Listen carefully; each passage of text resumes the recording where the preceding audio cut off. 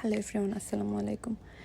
আজকে আমি আমার ভিডিওতে দেখাবো খুব ইজি কিছু স্টেপ ফলো করে কীভাবে ফুল গ্ল্যাম পাওয়া পসিবল। তো এর জন্য step number 1 goes for me is under pain. Foundation বসানোর আগে যদি আমরা আমাদের liquid concealer, liquid contour, liquid blush and liquid হাইলাইটারটাকে ইউজ করি, এর উপর যদি আমাদের ফাউন্ডেশনটা বসাই তাহলে ফাউন্ডেশনটা খুবই স্মুথ লাগে অ্যান্ড কোনো হার্শ লাইনগুলো চোখে পড়ে না। এরপর যেটা করতে হবে আমাদের let them sit for a while on our face. তো in the meantime we can do whatever we can. আমি যেটা করেছি ইন দ্য মিন টাইম আমি আমার আই মেকআপটা করেছি। অ্যান্ড আই মেকআপের ক্ষেত্রে আমি যেটা করেছি অ্যান্ড যেটা আমি ইউজুয়ালি করি, হালকা ব্রোঞ্জি একটা শেড ইউজ করি আমার চোখের জন্য। অ্যান্ড স্মোক ইউজ করতে চাইলে ব্রোঞ্জারই ডার্কারে একটা শেড ইউজ করি।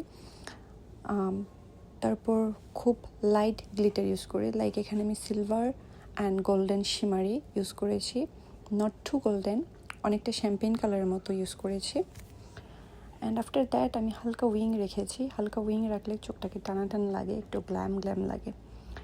অ্যান্ড আফটার দ্যাট আমি আমার ফাউন্ডেশন ইউজ করেছি। ফাউন্ডেশন ইউজ করার ক্ষেত্রে আমাদের যেটা খেয়াল রাখতে হবে, যেই ফাউন্ডেশনটা আমাদের ফেসের সাথে খুবই সিম্পলভাবে ব্লেন্ড হয়ে যায়।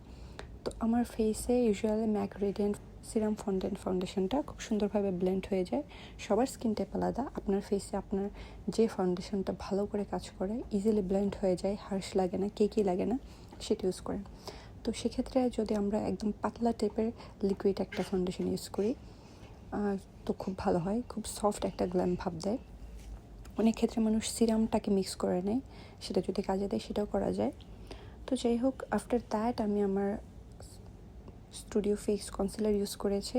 কনসিলারটা আমি শুধু আই সাইডে রেখেছি, অন্য কোনো ফেসের অন্য কোনো সাইডে ইউজ করিনি, তাতে বেশি কেকি লাগে। অ্যান্ড আমার লুজ পাউডারটাকে আমি আমার চোখের নিচে রেখেছি।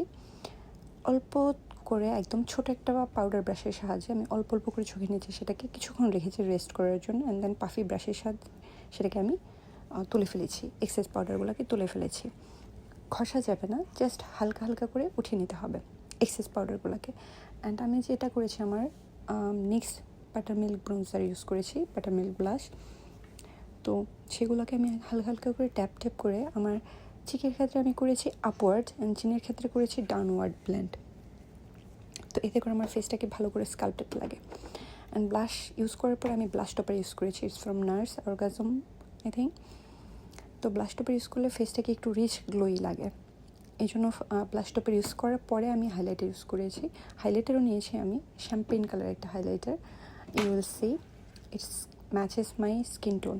তো আমি একটা টিকটক স্টার কাছ থেকে দেখেছি, I think his name is Adi, যে তোমার হাইলাইটারও তোমার স্কিন টোনের সাথে ম্যাচ করতে হবে, otherwise it's not like the glowy rich glowy vibe.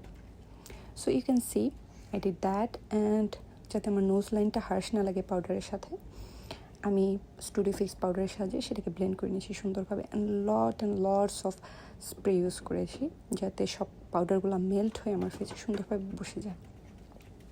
That's the main thing. মেকআপের ক্ষেত্রে মানুষ বলে আমার ফেস এত কেকি লাগছে কেন বা মেকআপ বসছে না কেন। As much as spray you will use, like before, during, after, you will have to spray your face. তো সব কিছুর শেষে আমি আস্তে করে আমার ফেসটাকে, লিপটাকে কন্ট্রোল করে নিয়েছি। অ্যান্ড রেভলনের একটা লিপস্টেন ইউজ করেছি, এটা ব্রড ডে লাইটে আমার makeup. And this top was from Zara. I bought it long time ago. Today I got the chance to style it. That's it. Thank you.